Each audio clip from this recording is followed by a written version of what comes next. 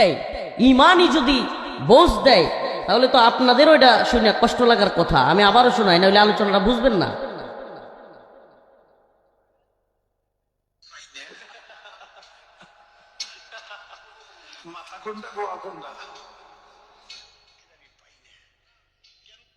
এই বাউল এখন কিন্তু গ্রেফতার আছে।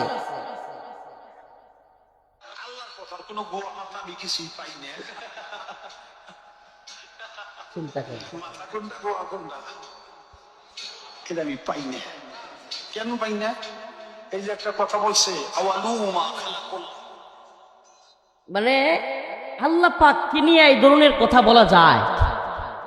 আরে আমি তো ইমানদার, আমি কি, আমি মুসলমান, আমি ইমানদার।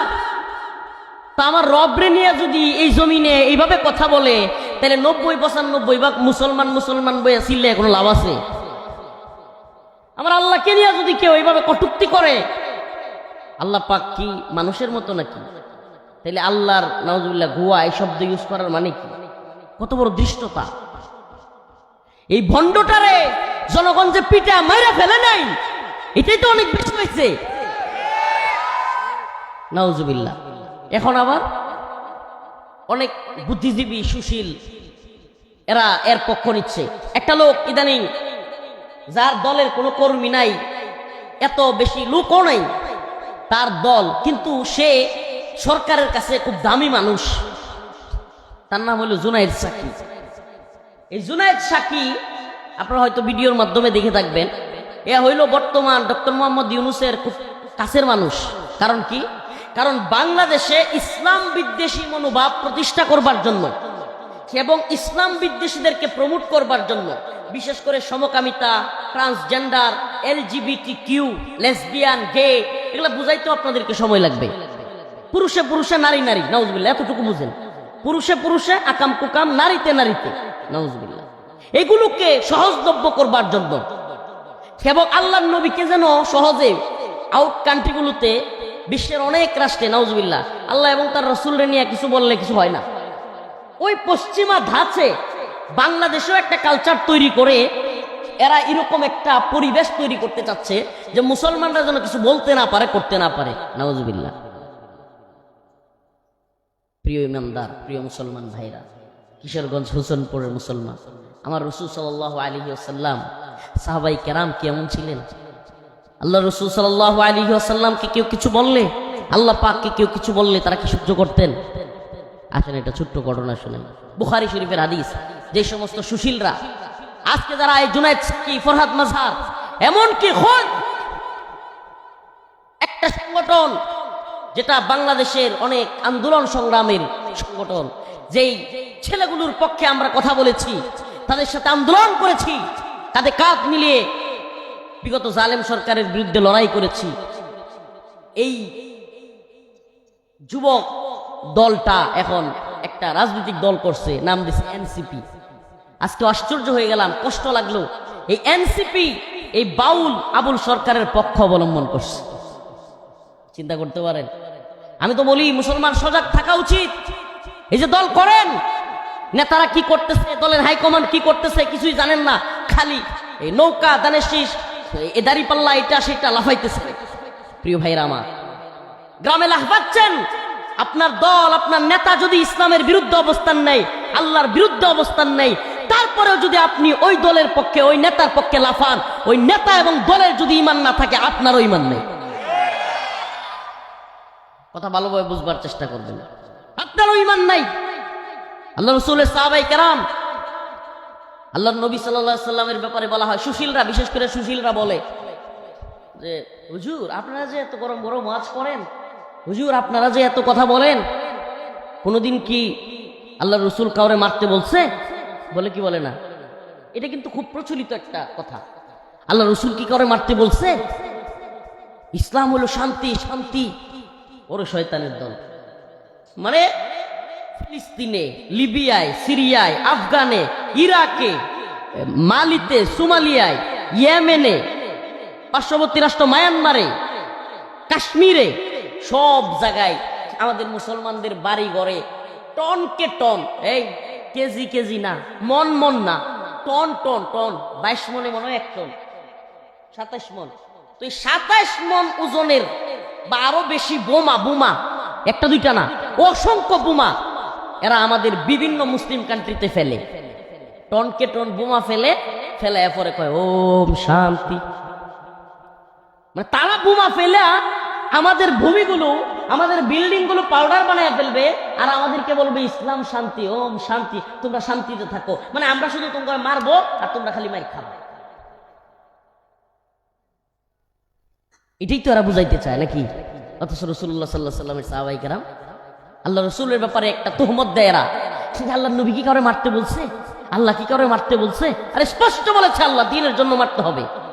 ইন্নাল্লাহা ইশতারা মিনাল মুমিনিনা আনফুসাহুম ওয়া আমওয়ালাহুম বিআন্না লাহুমুল জান্নাহ ইউকাতিলুনা ফি সাবিলিল্লাহ ফায়াকতুলুনা ওয়া ইউকতালুন। আল্লাহ বলছে যে তোমরা মার দিবা এবং খাবা, আগে দিবা। ইসলামের জন্য প্রয়োজন হলে কি করতে হবে? এখন আমরা ভাইয়ের জন্য, বাবার জন্য জমি লয়ে একটু কিছু লয়ে লাগলে, ভাইয়ের লগে একটু কিছু লয়ে লাগলে দৌড়ায় মানুষকে মারতে যাইগা। কিন্তু দিনের প্রয়োজনে আল্লাহরে নিয়ে কেউ কিছু বলছে, আমার গায়েই লাগে না। আস্তাগফিরুল্লাহ। এটা ইমানদারের লক্ষণ না, এটা মুনাফিকের লক্ষণ। আল্লাহ রাসূল সাল্লাল্লাহু আলাইহি ওয়াসাল্লাম একদিন কষ্টে এক লোক আল্লাহর নবীরে কটূক্তি করে, গালি দেয়। লোকটার নাম হলো কাব বিন আশরাফ। লোকটার নাম কি? কাব বিন আশরাফ। আল্লাহ রাসূল সাল্লাল্লাহু আলাইহি ওয়াসাল্লামের কটূক্তি করে, কবিতা বানায়। তার দুইটা মহিলাও রাখছে, নাউজুবিল্লাহ, নর্তকী।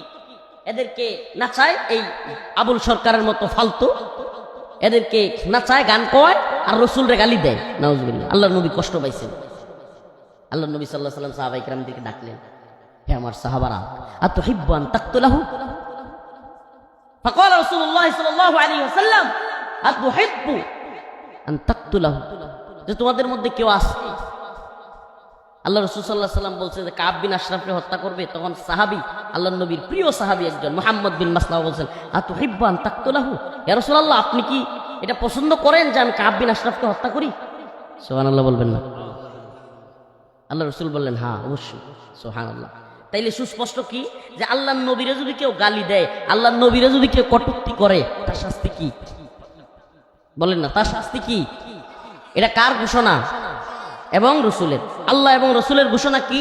মান সাব্বা নাবিয়ান ফাকতুলু, যে আমার রসুলকে গালি দিবে, সে যেই হোক, যে আমার আল্লাহকে নিয়ে কটূক্তি করবে, তার শাস্তি হলো ওয়াজিবুল কতল। সরকার যদি করে করলো, আর যদি রাষ্ট্র এই শাতেম, এই মুরতাদ, এই নাস্তিক, খোদাদ্রোহীদের পক্ষ অবলম্বন করে, বাংলার তাওহীদি জনতায় এদের কল্লাগুলো ফেলে দিবে। মুহাম্মদ বিন মাসলামা রাদিয়াল্লাহু আনহু দাঁড়ায় গেলেন, ইয়া রাসূলুল্লাহ, ইয়া হাবিবাল্লাহ, আল্লাহর নবী গো, আতুহিব্বু আন তাকতুলাহু? আপনি কি পছন্দ করেন আমি কাব বিন আশরাফের কল্লা ফেলে দেই? আল্লাহর রাসূল বললেন, হ্যাঁ। হযরত মুহাম্মদ বিন মাসলামা রাদিয়াল্লাহু আনহু আবু নাইলা সহ আরো 5 জন সাহাবীকে নিয়ে আল্লাহর নবী সাল্লাল্লাহু আলাইহি ওয়াসাল্লামের কাছ থেকে অনুমতি নিয়ে কাব বিন আশরাফকে হত্যার জন্য যাবেন। মুহাম্মদ বিন মাসলামা রাদিয়াল্লাহু আনহু আল্লাহর রাসূলকে বললেন, ইয়া রাসূলুল্লাহ, আপনার কাছে আমি একটু অনুমতি চাই। আল্লাহর রাসূল বললেন, কি জন্য? ইয়া রাসূলুল্লাহ, আমি কাব বিন আশরাফের সাথে একটু গল্প করব, কৌশল, যুদ্ধের কৌশল অবলম্বন করব। ইয়া রাসূলুল্লাহ, কথার মধ্যে একটু এদিক সেদিক হইতে পারে, আমার অনুমতি দেন। আল্লাহর নবী সাল্লাল্লাহু আলাইহি সাল্লাম বললেন, অনুমতি দেয়া হলো। এবার মুহাম্মদ বিন মাসলামা রাদিয়াল্লাহু আনহু কাব বিন আশরাফের কাছে গেলেন। কাব বিন আশরাফ মাথায় খুব সুগন্ধি দিত। কি দিত? সুগন্ধি লাগাইতো, আতর, খুব মানে ইয়া থাকতো, অনেক উঁচা লম্বা। ওই সময়ে কাব বিন আশরাফের মতো ব্যক্তি খুব কম ছিল। খুব উঁচা লম্বা, মোটা, স্বাস্থ্য বিশাল, দেখেন দানবের মতো আকৃতির লোক। তো তারে একা একজন ফেলাইয়া দেওয়া, কুস্তি কইরা কিংবা অস্ত্র দিয়া একা একজন তারে কাইট করে ফেলা, এটা খুব কঠিন ছিল। কথা শুনতেছেন? মুহাম্মদ বিন মাসলামা রাদিয়াল্লাহু আনহু তার সাথে গিয়া গল্প বসলেন, গল্প করলেন। তারে বিয়া বললেন, কাব, আমরা তো যাকাত দিতে দিতে শেষ হয়ে যাইতেছি, মিল দিছে আর কি, বুঝলেন না? মানে আমরা তো কষ্টের মধ্যে পড়ে গেছি মুহাম্মদ রে নিয়া, নাউজুবিল্লাহ। মুহাম্মদ সাল্লাল্লাহু আলাইহি ওয়াসাল্লাম রে নিয়ে আমরা কি এর মধ্যে পড়ছি? কষ্টের মধ্যে পড়ে গেছি। জাকাত দিতে দিতে আমার জীবন শেষ। ওই যে আল্লাহর নবীর কাছ থেকে অনুমতি নিয়ে আসছিল, বুঝেন নাই, যুদ্ধের কৌশল অবলম্বন করতেছে। কাব খুব খুশি হয়ে গেছে, আগেই তো কইছিলাম মুহাম্মদ ভালো না, দেখছো? হ্যাঁ, খুব খুশি হয়েছে, বলতেছে আগেই তো বলছিলাম যে মুহাম্মদ ভালো লোক না, এখন বুঝো? কই কাব, জাকাত দিতে দিতে আমরা সব শেষ হয়ে যাইতেছে গা। তার কথাই, রাসূল সাল্লাল্লাহু আলাইহি ওয়াসাল্লামের কথায় জাকাত দিতে দিতে আমাদের সব শেষ। কাব বলতেছে আমি তো আগেই বলছিলাম তোমাদের কষ্ট হবে তার সাথে থাকতে, সে তো ভালো লোক না, নাউজুবিল্লাহ। তখন আল্লাহর রাসূল সাল্লাল্লাহু আলাইহি ওয়াসাল্লামের সাহাবী মুহাম্মদ বিন মাসলামা বললেন, তুমি আমাদেরকে কিছু কর্জে হাসানা দাও, দাঁড় দাও। এখন তো দাঁড়ের প্রচলন উঠেই যাচ্ছে, আর মানুষ দাঁড় দিবে কেমনে? দাঁড় দিলে আর ফিরিয়ে দেওয়ার কথা মনে থাকে না। এখন সমাজে সত্যি কথা, সুবহানাল্লাহ, আপনি আপনার আম্মা অসুস্থ হয়েছে, কিংবা আপনার বাচ্চা অসুস্থ হয়েছে, কিংবা যে কোনো হুটহাট বিপদে পড়ছেন, আপনার এই 20-30 হাজার টাকা দরকার, দৌড়ায় কারো কাছে যাবেন, পাবেন না, কেউ দিবে না। আপনি সুদের কথা বলবেন, দেখবেন যে অভাব নাই লোকে। আমি জানি না আপনাদের সমাজে আছে কিনা। সুদের কথা বললেই যে এই লাভ দিমুনে, তাইলেই দেখবেন যে টাকা আছে, হাওলাত হইলে টাকা নেই, নাউজুবিল্লাহ। আল্লাহ তাআলা এই সুদী সমাজ থেকে আমাদেরকে হেফাজত করুক।